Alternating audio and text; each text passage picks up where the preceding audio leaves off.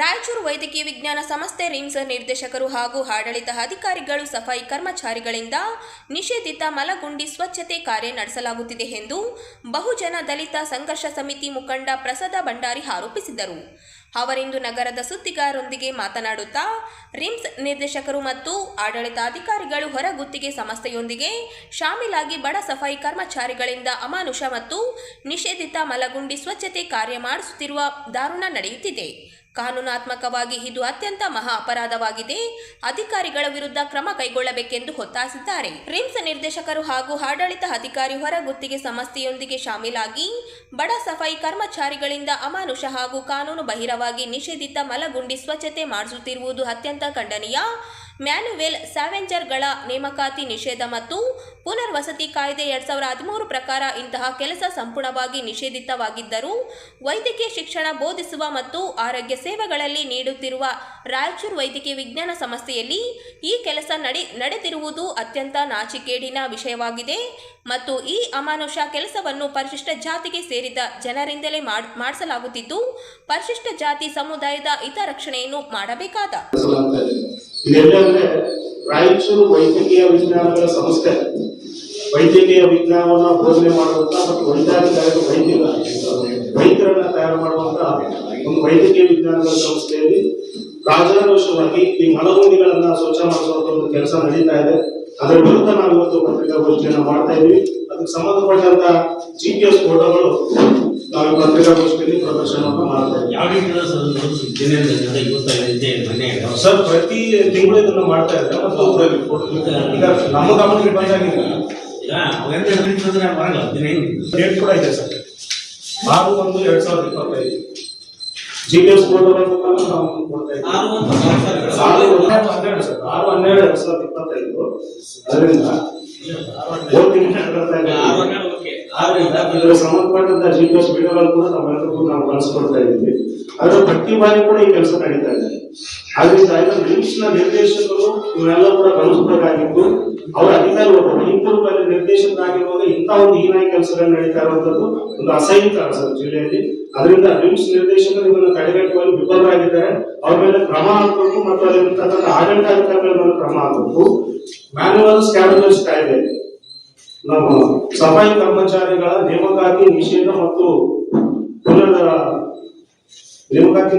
ಪುನರ್ವಸತಿ ಕಾಯ್ದೆ 2013 ಪ್ರಕಾರ ಜಾರಿಗೆ ಬಂದಿರತಕ್ಕಂಥದ್ದು. ಈ ಕಾಯ್ದೆ ಅನುಷ್ಠಾನವಾಗುವುದರಲ್ಲಿ ವಿಫಲವಾಗಿದ್ದರೆ ಜಿಲ್ಲಾಡಳಿತ ಕಾಯ್ದೆಯನ್ನು ಅನುಷ್ಠಾನ ಮಾಡ್ತಾ ಇದ್ದಾರೆ. ಅದರಿಂದ ಜಿಲ್ಲಾಧಿಕಾರಿಗಳ ಅಧ್ಯಕ್ಷರಾಗಿದ್ದಾರೆ. ಈಗ ಜಿಲ್ಲಾ ಸಮೀಕ್ಷಾ ಸಮಿತಿ ಅಂತ ಹೇಳಿ ಜಿಲ್ಲಾಧಿಕಾರಿಗಳು ಇದರ ಅಧ್ಯಕ್ಷರಾಗಿರ್ತಾರೆ. ನಮ್ಮ ಸಮಾಜ ಕಲ್ಯಾಣ ಇಲಾಖೆಯ ಉಪನಿರ್ದೇಶಕರು, ಜಿಲ್ಲಾ ಸದಸ್ಯ ಕಾರ್ಯದರ್ಶಿಗಳಾಗಿ ಇವರೆಲ್ಲರೂ ಇದ್ದಾಗೂ ಕೂಡ ಇದು ನಡೀತಾ ಇದೆ. ಅಂದ್ರೆ ಈ ಕಾಯ್ದೆಯನ್ನು ಇವರು ಅನುಷ್ಠಾನ ಮಾಡೋದ್ರಲ್ಲಿ ವಿಫಲರಾಗಿದ್ದಾರೆ. ಸಫಾಯಿ ಕರ್ಮಚಾರಿಗಳ ಗೌರವವನ್ನು ಕಾಪಾಡೋದ್ರಲ್ಲಿ ಕೂಡ ಇವರು ವಿಫಲರಾಗಿದ್ದಾರೆ.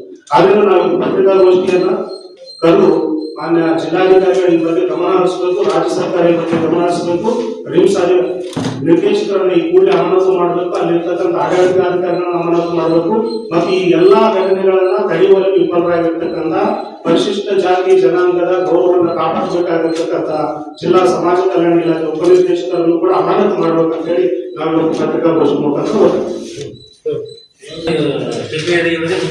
ಈಗ ನಾವು ಇವರು ಗಮನಕ್ಕೆ ತಂದು 3 ದಿನ ಆಯ್ತು. ಯಾಕಂದ್ರೆ ಇವರು FIR ಮಾಡೋದ್ರಿಂದ ಇವ್ರು ಮಾಡ್ಬೋದು ನೇರವಾಗಿ ಜಿಲ್ಲಾ ಮಟ್ಟದ ಅಧಿಕಾರಿ. ಮತ್ತೆ ಇವ್ರು ಗಮನಕ್ಕೆ ತಂದ್ರೂ ಕೂಡ ಇವ್ರು ಮಾಡ್ತಾ ಇಲ್ಲ ಅಂದ್ರೆ ಅದನ್ನ ಅವರೇ ಕೂಡ ಪ್ರಶ್ನೆ ಮಾಡ್ತಿಲ್ಲ ಅನ್ನೋದು ಒಂದು ಅರ್ಥ ಬರ್ತದೆ.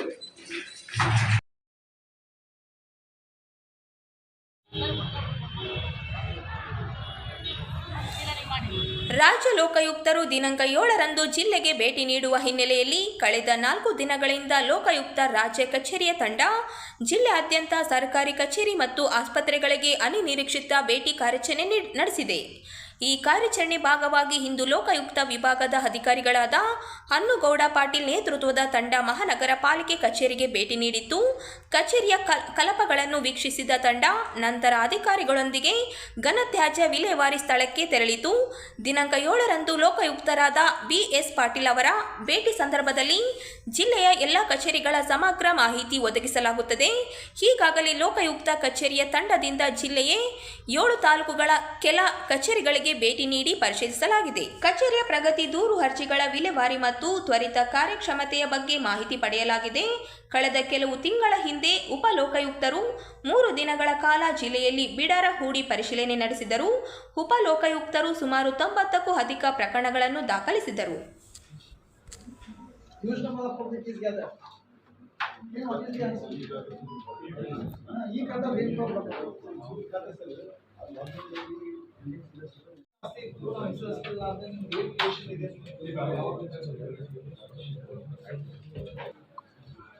But I am not satisfied with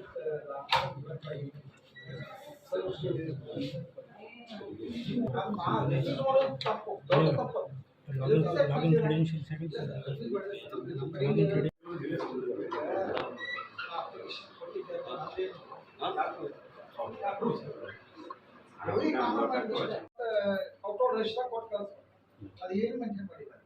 ಹಿಂಗೆ ಕೈಲಿ ತಗೊಂಡು ಹೋಗೋದು,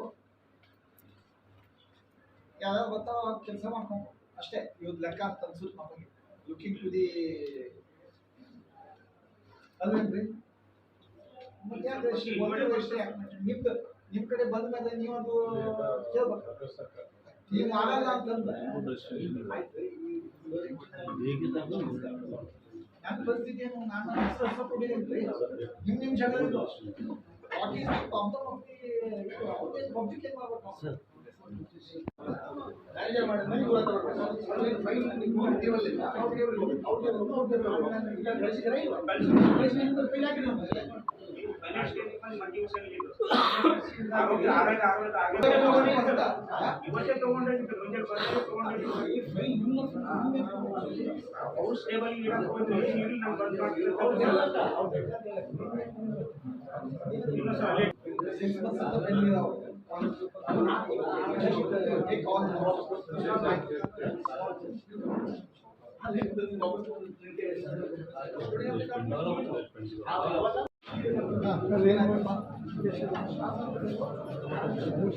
ಕಲೆಕ್ಷನ್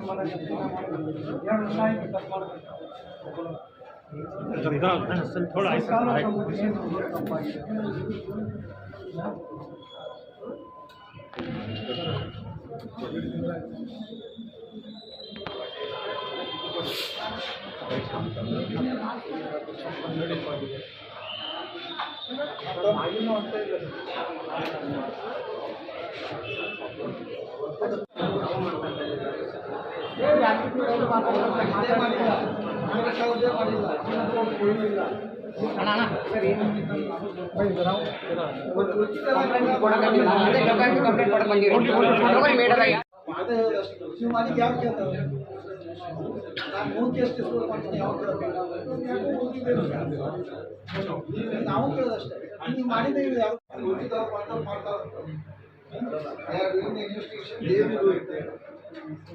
ಈಗ ಅವೇನೋ ಕೊಟ್ಟಿದ್ದು ಏನಾಯ್ತು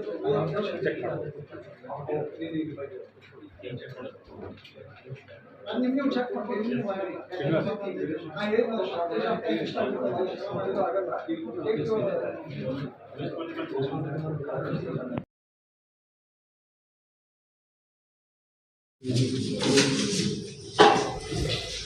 ಜಮೀನು ಅತಿಕ್ರಮಣ ಹಾಗೂ ನಕಲು ದಾಖಲೆ ಸೃಷ್ಟಿಸಿ ಜನಗಳಿಗೆ ಮೋಸ ಮಾಡುತ್ತಿರುವ ಅಂಬೋಜಿರಾವ್ ಹಾಗೂ ಇವರ ಕುಟುಂಬಸ್ಥರನ್ನು ಗಡೀಪಾರು ಮಾಡಬೇಕೆಂದು ಭೀಮ್ ಆರ್ಮಿ ಜಿಲ್ಲಾಧ್ಯಕ್ಷ ಪ್ರವೀಣ್ ಕುಮಾರ್ ಒತ್ತಾಯಿಸಿದರು. ಅವರಿಂದು ನಗರದ ಸುದ್ದಿಗಾರರೊಂದಿಗೆ ಮಾತನಾಡಿ, ಚಂದ್ರಬಾಯಿಗಂಡ ಗೌಳಿ ಲಕ್ಷ್ಮಣರಾವ್ ಅವರು 1423 ಬಾರ್ ವಿಸ್ತೀರ್ಣೆ 0.27 ಗುಂಟೆ ರಾಯಚೂರು ಸೀಮಾಂತರದಲ್ಲಿ ಈ ಜಮೀನಿನ ಮಾಲೀಕರಾಗಿದ್ದಾರೆ. ಈ ಜಮೀನಿನ ನಕಲಿ ದಾಖಲೆ ಸೃಷ್ಟಿ ಮಾಡಿದ ವ್ಯಕ್ತಿ ಅಂಬೋಜಿರಾವ್ ತಂದೆ ಇರಾಲಾಜ್ ಮತ್ತು ಸ್ವಾತಿ ಗಂಡ ಅಂಬೋಜಿರಾವ್ ಇವರು ತಂದೆ ಇರಾಲಾಲ್ ಇವರೆಲ್ಲರೂ ಸೇರಿಕೊಂಡು ನಕಲು ಮರಣ ಪ್ರಮಾಣ ಪತ್ರಗಳನ್ನು ಸೃಷ್ಟಿ ಮಾಡಿರುತ್ತಾರೆ ಮತ್ತು ನಕಲು ಆಧಾರ್ ಕಾರ್ಡ್ ಸಹ ಸೃಷ್ಟಿ ಮಾಡಿದ್ದಾರೆ ಎಂದು ಆರೋಪಿಸಿದರು. ಆರೋಪಿಸಿದರು. ತಹಶೀಲ್ದಾರ್ ಹಾಗೂ ಇಮಾಪಾಷಾ ಮತ್ತು ರಾಯಚೂರು ಜಿಲ್ಲಾ ಅಧಿಕಾರ ಮತ್ತು ಕುಲಕರ್ಣಿ ಅಧಿಕಾರಿಗಳು ಅಂಬೋಜಿರಾವ್ ತಂದೆ ಇರಾಲಾಲ್ ಹಾಗೂ ಪ್ರತಿ ಹೆಸರಿನಲ್ಲಿ ಎಲ್ಲರೂ ಸೇರಿಕೊಂಡು ನಕಲು ದಾಖಲೆ ಸೃಷ್ಟಿ ವಂಚನೆ ಮಾಡಲಾಗಿದೆ. ಈ ಜಮೀನಿನ ಮೂಲ ಪಟ್ಟದಾರರಾದ ಚಂದುಬಾಯಿ ಗಂಡ ಗೌಳಿ ಲಕ್ಷ್ಮಣರಾವ್ ಅವರಿಗೆ ಸುಮಾರು ವರ್ಷಗಳ ಕಾಲ ಅವರ ಹೆಸರಿನಲ್ಲಿ ಜಮೀನು ಇರುತ್ತದೆ. ಚಂದ್ರಬಾಯಿ ಅವರು ಮರಣ ಹೊಂದಿರುವುದನ್ನು ಅರಿತುಕೊಂಡು ಆಕೆಯ ಮರಣ ಪ್ರಮಾಣ ಪತ್ರವನ್ನು ಪಡೆದುಕೊಂಡು ಈ ಜಮೀನನ್ನು ಅಂಬೋಜಿರಾವ್ ಇರಾಲಾಲ್ ತನ್ನ ಹೆಸರು ಸೇರಿಸಿಕೊಳ್ಳಲು ಅಧಿಕಾರಿಗಳನ್ನು ಬಳಸಿಕೊಂಡಿದ್ದಾರೆ. ಕೊಡುವುದಕ್ಕೆ ಕೈ ಜೋಡಿಸಿರುತ್ತಾರೆ. ಮಾಧ್ಯಮ ಮಿತ್ರರೇ, ಇಲ್ಲಿ ನಿಮ್ಗೆ ಏನ್ ಹೇಳ್ಬೇಕಂತಂದ್ರೆ, ಈ ಅಂಬಾಜಿರಾವ್ ಅವರು ದೊಡ್ಡ ಭೂಗಳಾಗಿದ್ದಾರೆ. ಇವ್ರು ಅಷ್ಟೇ ಅಲ್ಲ, ನಾ ಯಾರೇ ಇರ್ಲಿ ರಾಯಚೂರಲ್ಲಿ ಈ ಭೂಗಳತನ ನಿಲ್ಲಬೇಕು ತಕ್ಷಣವೇ. ನಮ್ಮ ಉದ್ದೇಶ ಏನಂತಂದ್ರೆ, ನಾವು ಸಾಮಾಜಿಕ ಹೋರಾಟಗಾರರು. ನಮ್ಗೆ ನಾವು ಸಮಾಜದ ಬಗ್ಗೆ ಸಾಕಷ್ಟು ಧ್ವನಿಗಳೆತ್ತಿದ್ದೀವಿ, ಹೋರಾಟಗಳು ಮಾಡಿದೀವಿ, ರೋಡಲ್ಲಿ ಕೂತು ನ್ಯಾಯ ಕೇಳಿದ್ದೀವಿ, ಎಷ್ಟೋ ಜನರ ಪರವಾಗಿ ನಿಂತಿದ್ದೀವಿ, ಎದುರಾಕೊಂಡಿದ್ದೀವಿ. ಈ ಅಂಬಾಜಿರಾವ್ ಅವರು ಒಂದು ದೊಡ್ಡ ರೌಡಿ ಶೀಟರ್ ಆಗಿರ್ತಾರೆ. 2016 ಮುನ್ಸಿಪಾಲಿಟಿ ಇವ್ರನ್ನೇ ಚಪ್ಪಲಿ ತಗೊಂಡು ಎಸೆದಿರ್ತಾರೆ. ಇದು FIR ಕಾಪಿ. ಕಮಿಷನರ್ನೇ ಚಪ್ಪಲಿ ತಗೊಂಡು ಎಸೆದಿರ್ತಾರೆ. ಇದು FIR ಕಾಪಿ. ಸಿಬ್ಬಂದಿ ಅಂದ್ರೆ ಇವ್ರು ಅಂತ ದೊಡ್ಡ ಸಿಬ್ಬಂದಿನೇ ರಾಜಾರೋಷವಾಗಿ ಚಪ್ಪಲಿ ತಗೊಂಡು ಎಸೆಯೋದು, ಇಂಥ ಕೃತ್ಯಗಳು ಮಾಡಿರ್ತಾರ, ರೌಡಿಸಂ ಮಾಡಿರ್ತಾರ, ಇಂಥವೆಲ್ಲ ಮಾಡಿರ್ತಾರ. ಇದು paper FIR copy. FIR copy ತಮಗೂ ಎಲ್ಲ FIR ಕಾಪಿ ತಲುಪಿಸಿದ್ದೀನಿ. ಹಾಗೆ ಇವ್ರು ಮಾಡಿರುವಂತಹ ವಂಶಾವಳಿ ಪತ್ರ ಸರ್, ಇವ್ರು ಮಾಡಿರುವಂತಹ ವಂಶಾವಳಿ ಪತ್ರ ತಮಗೂ ದಾಖಲಾತಿ ಕೊಟ್ಟಿದ್ದೀನಿ. ಒರಿಜಿನಲ್ ಇದಾವೆ, ಮತ್ತೆ ಡೂಪ್ಲಿಕೇಟ್ ಮಾಡಿರೋವು ಇದಾವೆ ಸರ್. ಮತ್ತೆ ಇವರಾಗಿ ಖುದ್ದಾಗಿ KKRT ಕೋರ್ಟ್ ಅಲ್ಲಿ, ತಹಸೀಲ್ದಾರ್ ಆಫೀಸ್ ಅಲ್ಲಿ ಇವರೇ ಹೋಗಿ ನನಗೆ ಯಾವ ವಕಾಲತ್ತು ಬೇಡ, ಏನೂ ಬೇಡ ಅಂತ ಹೇಳಿ ಇವರೇ ಹೋಗಿ ಸರ್ಕಾರಿ ಕೋರ್ಟ್ ಅಲ್ಲಿ ಹೋಗಿ ಒಪ್ಪಿಕೊಂಡಿರ್ತಾರೆ ದಾಖಲಾತಿಗಳು ಈ ಕೇಸಿನ ಬಗ್ಗೆ. ಮತ್ತೆ ಇವರೇ ಸರಿಪಡಿಸ್ತಾರೆ ಆ ಕೇಸಿಂದ. ಅವ್ರ ಆಸ್ತಿನ ಅವ್ರಿಗೆ ಮತ್ತೆ ರಿಟರ್ನ್ ಮಾಡಿಸ್ತಾರೆ. ಅಂದ್ರೆ ಇಲ್ಲಿ ತಪ್ಪು ಮಾಡ್ತೀನಿ. ಮರಣ ಪ್ರಮಾಣ ಪತ್ರ ಸರಿ, ಮರಣ ಪ್ರಮಾಣ ಪತ್ರ ಅಂದ್ರೆ ಇವ್ರು ಇಷ್ಟ ಬಂದ ದಾಖಲಾತಿಗಳು ಸೃಷ್ಟಿ ಮಾಡ್ಕೊಳ್ಳೋದು.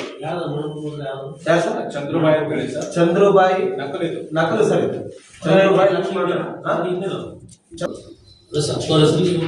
ಇವರು ಅಂದ್ರೆ ಇವ್ರು ಅಲ್ಲಿ ವಂಶಾವಳಿಯಲ್ಲಿ ಒಂದು ಇವ್ರ ತಂದೆ ಹೆಸರು, ಇವ್ರ ಮಿಸಸ್ ಹೆಸರು ಯಾರ್ದೋ ಒಂದು ಹಾಕೊಂಡು ಇವ್ರು ಕ್ರಿಯೇಟ್ ಮಾಡ್ಕೊಂಡು ಇವ್ರ ಆ ಜಾಗನ ಮತ್ತೆ ಇವ್ರ ಹೆಸರಲ್ಲಿ ಮಾಡ್ಕೊಳ್ಳೋದು. ಯಾರ್ದೋ ತಕರಾರು ಆಗಿದ್ಮೇಲೆ ಇದು ನಂದಲ್ಲ ಅಂದ್ರೆ ವಾಪಸ್ ತೆಗಿತಾರೆ. ಇದು ಇಲ್ಲಿ ನೋಡ್ರ ಇವ್ರ ಕೋರ್ಟ್ ಅಲ್ಲಿ ಕೇಸ್ ನಡೀತಾ ಇದೆ. ಇವರು 3 ಸರಿ ಹೋಗಿ ಭೂಮಿಯನ್ನು ಅತಿಕ್ರಮಣ ಮಾಡಿರುವುದು ಹಾಗೂ ನಕಲು ದಾಖಲೆಗಳನ್ನು ಸೃಷ್ಟಿ ಮಾಡಿಕೊಂಡು ಸಾಮಾನ್ಯ ಜನರನ್ನು ಮೋಸ ಮಾಡಿರುವುದು, ಅಂಬಾಜಿರಾವ್ ಅವರನ್ನು ಹಾಗೂ ಅವರ ಕುಟುಂಬಸ್ಥರನ್ನು ಗಡಿಪಾರು ಮಾಡಬೇಕೆಂದು ಒತ್ತಾಯಿಸುತ್ತದೆ. ಇಲ್ಲಿ ವಿಚಾರ ಏನಂದ್ರೆ, ನಾವು ಮೊನ್ನೆ ಒಂದು ಪ್ರೆಸ್ ಮೀಟ್ ಮಾಡಿದೀವಿ. ಇದೇ ರೀತಿ ಒಂದು ಕಂಟೆಂಟ್ ಎಲ್ಲ ದಾಖಲಾತಿಗಳ ಸಮೇತ ತಮಗೆ ಕೊಟ್ಟಿದ್ದೀವಿ. ಇವತ್ತು ಅದೇ ರೀತಿ ಚಂದ್ರಬಾಯಿ ಗಂಡ ಗೌಳಿ ಲಕ್ಷ್ಮಣರಾವ್ ಮತ್ತೆ 1423 ಬಾರ್ ಸ್ಟಾರ್ ವಿಸ್ತೀರ್ಣ 0027 ಗುಂಟೆ ಇರುತ್ತದೆ. ರಾಯಚೂರು ಸೀಮಾಂತರದಲ್ಲಿ ಈ ಜಮೀನಿನ ಪಟ್ಟಾದಾರರು ಆಗಿರುತ್ತಾರೆ. ಜಮೀನಿನ ನಕಲು ದಾಖಲೆಗಳನ್ನು ಸೃಷ್ಟಿ ಮಾಡಿ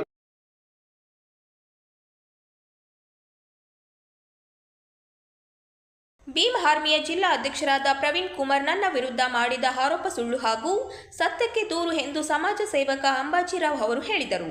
ಅವರಿಂದು ನಗರದ ಸುದ್ದಿಗಾರರೊಂದಿಗೆ ಮಾತನಾಡಿ, ಪ್ರವೀಣ್ ಕುಮಾರ್ ಅವರಿಗೆ ಮತ್ತು ಈ ಆಸ್ತಿಗೆ ಯಾವುದೇ ಸಂಬಂಧವಿರುವುದಿಲ್ಲ. ಇಂತಹ ಅರ್ಹತೆ ಇಲ್ಲದ ವ್ಯಕ್ತಿ ನನ್ನ ವಿರುದ್ಧ ಸಾರ್ವಜನಿಕರಿಗೆ ಸುಳ್ಳು ಅಪ್ರಚಾರ ಮಾಡುತ್ತಿದ್ದಾರೆ ಎಂದು ಆರೋಪಿಸಿದರು. ಸುದ್ದಿಗೋಷ್ಠಿ ಮತ್ತು ದೂರು ನೀಡಬೇಕಾದರೆ ನೊಂದವರು ಇರಬೇಕು. ರಾಯಚೂರು ನಗರದ ಯರ್ಮರ್ಸ್ ವ್ಯಾಪ್ತಿಯಲ್ಲಿ ಬರುವ ಸರ್ವೆ ನಂಬರ್ 114/1ರಲ್ಲಿ ಬರುವ 5 ಎಕರೆ ಈ ಜಮೀನು ಪ್ರವೀಣ್ ಕುಮಾರ್ಗಾಗಲಿ ಅವರ ಕುಟುಂಬದವರಿಗಾಗಲಿ ಸಂಬಂಧ ಇರುವುದಿಲ್ಲ. ಸರ್ಕಾರಿ ಭೂಮಿ ಇದ್ದರೆ ಮಾಡಲಿ, ಪಟ್ಟ ಭೂಮಿಗೆ ಮಾಡಲು ಅರ್ಹತೆ ಇರುವುದಿಲ್ಲವೆಂದರು. ಇಂತಹ ಭೂ ವಂಚನೆಯಿಂದ ಎಷ್ಟೇ ಇಂತಹ ದುಷ್ಟ ಕೃತಿಗಳಿಂದ ನಾನು ಭಯಪಡುವುದಿಲ್ಲ. ನಾನು ಸಾರ್ವಜನಿಕರ ಪರ ಇನ್ನೂ ಹೆಚ್ಚಾಗಿ ಕೆಲಸ ಮಾಡುವೆ ಎಂದರು. ಕಳೆದ ವರ್ಷದಲ್ಲಿ ನಾನು ರಾಯಚೂರು ನಗರದಲ್ಲಿ ಇನ್ನೋರಿಗೆ ಸೇರಿದ ಭೂಮಿಯ ನಕಲಿ ದಾಖಲೆಗಳು ಸೃಷ್ಟಿ ಮಾರಾಟ ಮಾಡುತ್ತಿರುವ ಗ್ಯಾಂಗ್ಗಳಾದ ಅಕ್ಷಯ ಕುಮಾರ್ ಭಂಡಾರಿ ಅಲಿಯಾಸ್ ಪ್ರಮೋದ್ ಭಂಡಾರಿ, ತಂದೆ ಮಲ್ಲಿಕಾರ್ಜುನ ಭಂಡಾರಿ, MD ಜವೀದ್ ತಂದೆ MD ಶಾಹಾ, ಹಸಾನ್ ಅಹಮದ್ ಹಸೀನ್ ಇನ್ನಿತರ ವಿರುದ್ಧ ಆಸ್ತಿ ಕಂಬಳಕೆ ಆರೋಪ ಮಾಡಿದೆ.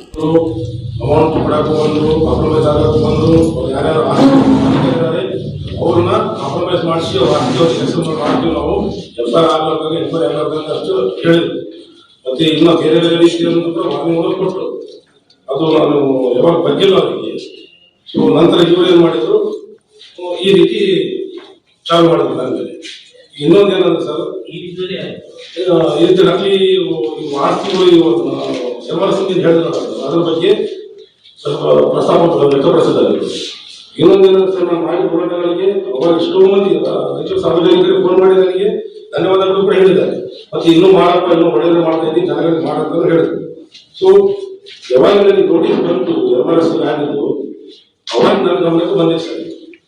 ಆಕ್ಚುಲಿ ಇನ್ನೊಂದು ಹೇಳ್ಬೇಕಂದ್ರೆ ನಿಮಗೆ, ಆಧಾರ್ ಕಾರ್ಡು ಅದಕ್ಕೆ ಅಟ್ಯಾಚ್ ಆಗಿದ್ದ ಆಧಾರ್ ಕಾರ್ಡ್ ಚೆಕ್ ಮಾಡಿ ಅದು ನನ್ನಲ್ಲ, ಅದು ನನ್ನ ಮಿಸ್ಸಸ್ ಆಧಾರ್ ಕಾರ್ಡು ನನ್ನಲ್ಲ, ಆ ವಂಶಾವಳಿ ಒರಿಜಿನಲ್ ಅಲ್ಲ, ಏನೋ ಪ್ರಮಾಣ ಪತ್ರ ಏನಿದೆ ಅದು ಸಾರಿ ಡೆತ್ ಸರ್ಟಿಫಿಕೇಟ್ ಅದನ್ನು ಒರಿಜಿನಲ್ ಅಲ್ಲ, ಅದು ಮನೆಯಲ್ಲಿ ಇವರೇ ಮಾಡ್ಕೊಂಡಿದ್ರು. ಈಗ ಎಷ್ಟು ಎಫ್ಐಆರ್ಗಳು ಆಗಿದೆ ಅವ್ರ ಮೇಲೆ, ಅವರೇ ಕ್ರಿಯೇಟ್ ಮಾಡಿಕೊಂಡು ಹೆಸರಿಗೆ ಕಳಂಕ ತರಬೇಕನ್ನೋ ಉದ್ದೇಶದಿಂದಾನೇ ಈ ರೀತಿ ಮಾಡಿದ್ರು. ಯಾವಾಗ ನೋಟಿಸ್ ಬಂತು, ನಾನು ಖುದ್ದೋಗಿ ನಾನೇ ಲಿಖಿತ ರೂಪದಲ್ಲಿ ಕೊಟ್ಟು, ಸರ್ ಇದು ನನ್ನ ಆಸ್ತಿ ಅಲ್ಲ, ಇದು ಯಾರು ನನ್ನ ವರ್ಗಾವಣೆ ಮಾಡಿದಾರೋ ಗೊತ್ತಿಲ್ಲ, ಇನ್ನೊಂದನ್ನು ಮಾಡ್ತಾ ಇದ್ದಾರೆ, ಅದನ್ನು ಸ್ಟಾಪ್ ಮಾಡಿಸಿದ್ದೀನಿ ನಾನು ಅಂತ ಹೇಳಿ ಕಂಪ್ಲೇಂಟ್ ಕೊಟ್ಟು ಬಂದಿದ್ದೀನಿ. ಅದು ಎಂಕ್ವೈರಿನೂ ನಡೀತಾ ಇಲ್ಲ ಸರ್, ಇನ್ವೆಸ್ಟಿಗೇಷನ್ ನಡೀತಾ ಇದೆ. ಈಗ ಎಫ್ಐಆರ್ ಮಾಡಿದ್ರೆ ಫೋರ್ಜರಿ ಆಗೈತಿ, ನಿಮ್ಮ ಮೇಲೆ ಫೋರ್ಜರಿ ಆಗತ್ತು ಅಂತ ಎಫ್ಐಆರ್ ಏನು ಮಾಡಿದ್ರೆ ಎಫ್ಐಆರ್ ಕಂಪ್ಲೇಂಟ್ ಕೊಟ್ಟಿದೆ ಸರ್, ಪೊಲೀಸ್ ಸ್ಟೇಷನ್ ಕೊಟ್ಟು ದೂರು ಕೊಟ್ಟಿದೆ. ಪೊಲೀಸ್ ಸ್ಟೇಷನ್ಗೆ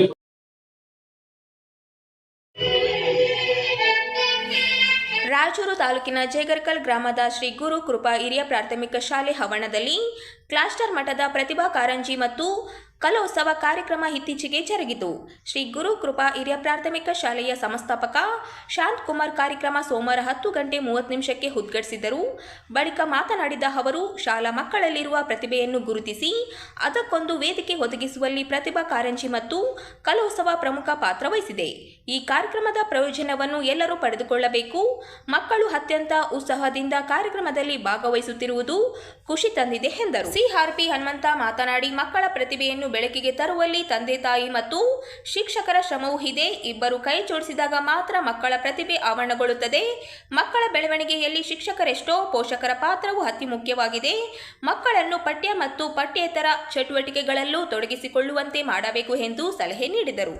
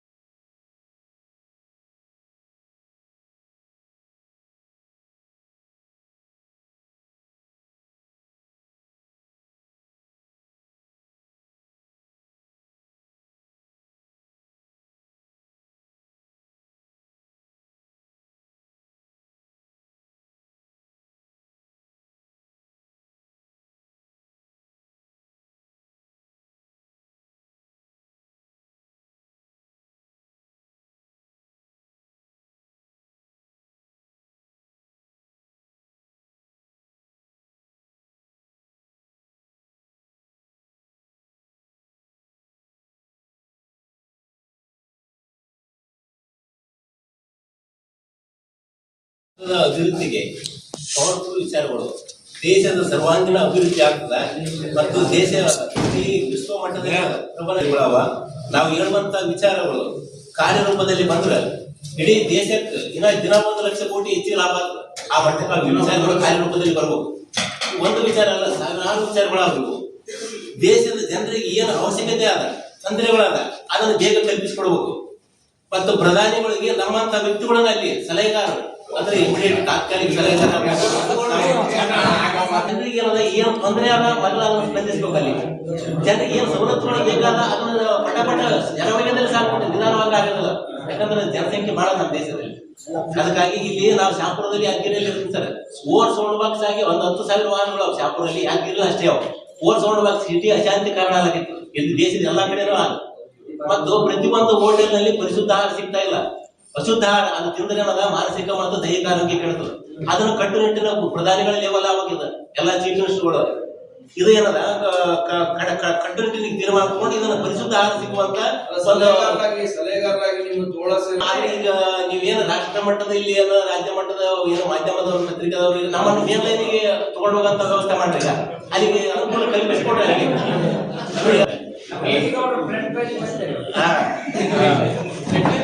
ಈಗ ಇಲ್ಲ ಇದು ವಿಚಾರ ನರೇಂದ್ರ ಮೋದಿ ನರೇಂದ್ರ ಮೋದಿ ಅವರು ಮಾಡುವಂತ ಕೆಲಸಕ್ಕೆ ಇನ್ನ ಅದಕ್ಕಿಂತ ಹೆಚ್ಚಿಗೆ ಆಗಿದೆ ಆ ವಿಚಾರ ಆ ಟೈಪ್ ಆಗಿಲ್ಲ. ಯಾಕಂದ್ರೆ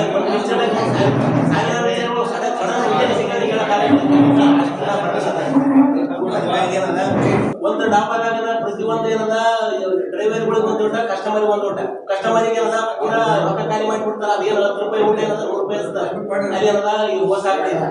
ಇದನ್ನು ಏನದ ಕೇಂದ್ರ ಸರ್ಕಾರದವರು ಬಿಗಿ ಕ್ರಮ ಕೈಗೊಳ್ಬೇಕು. ಮತ್ತು ಈ ನದಿ ಕುಂಟ ಏನು ಹಳ್ಳಿಗಳಾವಲ್ರಿ ಅಲ್ಲಿ ಡೈರೆಕ್ಟ್ ನದಿ ಬಳಿ ಹೋಗಿ ನೀರು ತಗೊಂಡ್ಬಂದಿರ್ತಾರ, ಮನೆಗೆ ತಗೊಂಡ್ ಹೋಗ್ತಾರೆ. ಅದು ಹೋಗಿ ಮಾಡಿದ್ರೆ ಅದು ಏನದ ಅಲ್ಲೇ ಚರಂಡಿ ನೀರು ಸೇರ್ತಿರ್ತದ ಮತ್ತೆ ಈ ನೀರು ಹೋಗ್ತಿರ್ತಾರೆ. ಇಲ್ಲಿ ತುಂಗಭದ್ರಾ ಸ್ಟೇಷನ್ ಅದ ಅಲ್ಲಿ ರಾಮಪುರ ಅಂತ ಮಂದಿ ಹೋಗಿದ್ದಾರೆ ನೋಡಿ ಪ್ರತ್ಯಕ್ಷವಾಗಿ ಆ ತರ ಆಗ್ಬಿಡುತ್ತೆ.